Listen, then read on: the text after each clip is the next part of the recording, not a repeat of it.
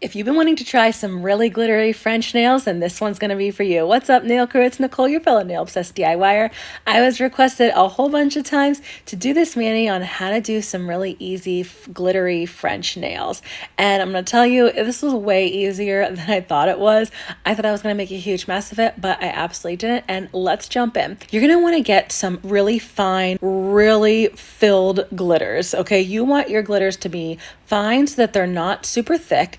And then you want them to be glitters that don't have a ton of clear in them either, because then it will be sparse on your nails and it'll be harder to work with. The two that I'm using are super, super glittery. You'll start by applying the dip base over your entire nail and then just barely putting the tip of your nail into the jar. You don't need an actual French tray for this. This one works just to lay your nail straight into the glitter, or to just dip your nail straight into the glitter. And you want to do it at about a 45-degree angle so that the middle of your nail doesn't have as much of the glitter on it as the sides of your nail. And then you can also rock your nail ever so slightly. Rock your finger back and forth to get that little bit more of like the French swoop down the sides of your nail. Now, I'll be honest, did I do it that great? Not exactly. I did it really well when I rocked my finger to the right side, but when I went to rock my finger to the left side, I didn't do it quite as nicely. My left side of my French isn't quite as, I don't know what you want to call it,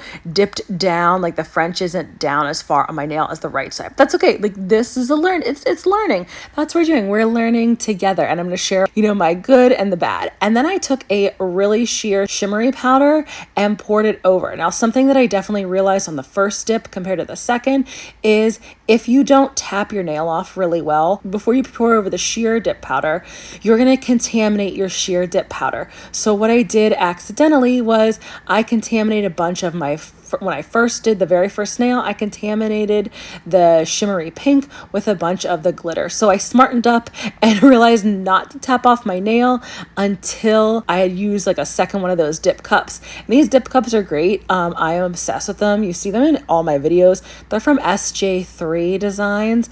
They're so much more sturdy for me than using cupcake liners. Okay, if you've seen my videos and you've been watching me for a while, I make a lot of spills. I'm pretty messy.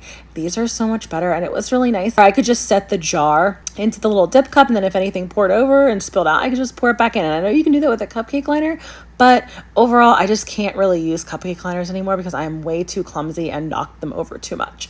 So you saw how easy it was to do the French, and what I decided to do for the second layer was really leave the nails untouched. Like, don't brush them off right away to make sure everything's soaked in really well while I worked on the glitters. Anytime you're doing glitters, you want to lay your nail flat into them. Whether they're glitters, flakes, foils, I like to lay my nail flat, and it doesn't matter to me whether the glitters are super chunky, super fine, whatever they are, it gives you the most even application to lay your nail flat onto them. I pour the entire dip into the dip cups.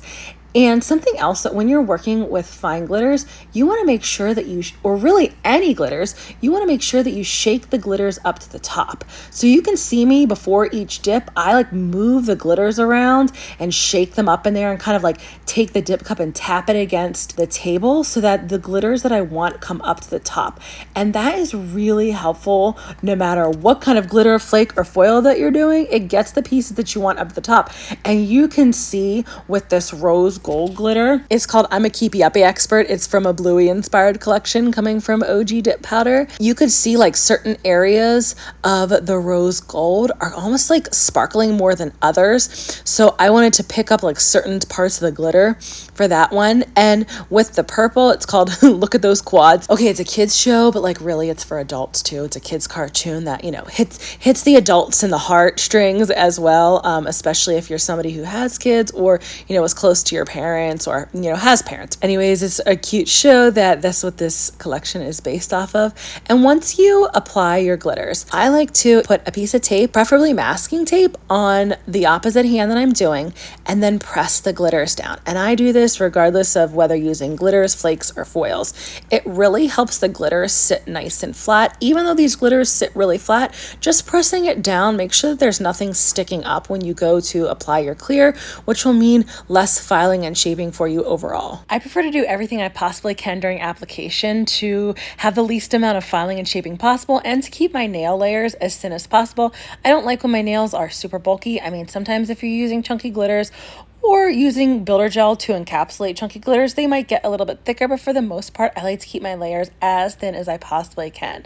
Unless I'm doing some kind of like funky nail art that's supposed to stick up, but I don't count that. Once you're finished applying your glitter nails, then you can go in and do your clear dip powder as the last layer over all of your nails. I like to do this regardless of what kind of dip that I'm using, and I do it over every single nail that I dip, as long as I'm using dip liquids. And I still get that masking tape on my finger so that I could press the clear into the glitter as well. That's something that helps if you're somebody who's a little bit heavy-handed when you're applying the clear dip powder, or really any layer. You know, it just helps to press the clear down into the glitter so it soaks into all the little nooks and crannies of the glitter dip powders. And I don't always remember to do that, just because I'm forgetful and I'm doing my nails at night and I'm tired pretty much every time I do my nails. I'm tired at night. So sometimes you won't see me do this in videos because I just literally forget.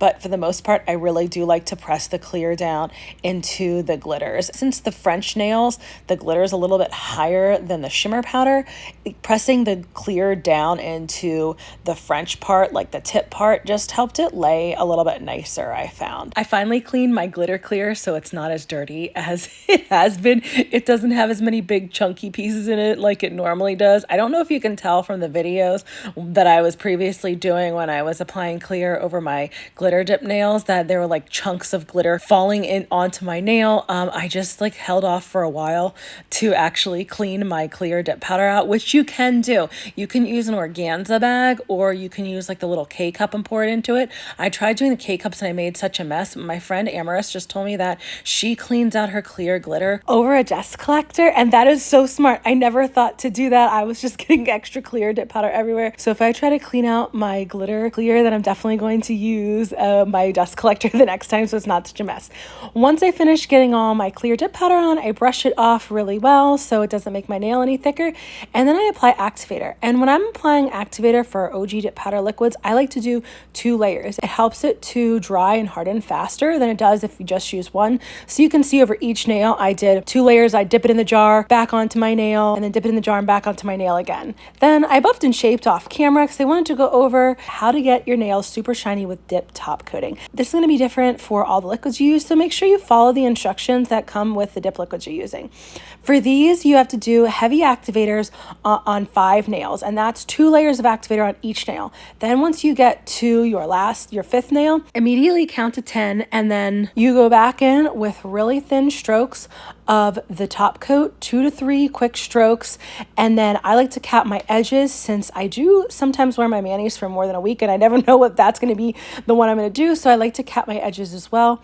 You want to do thin, quick strokes, 2 to 3, no more, and make sure your entire nail is covered, but you're not doing it in detail. And something that's super huge with any dip top coat, I always float it over my nails.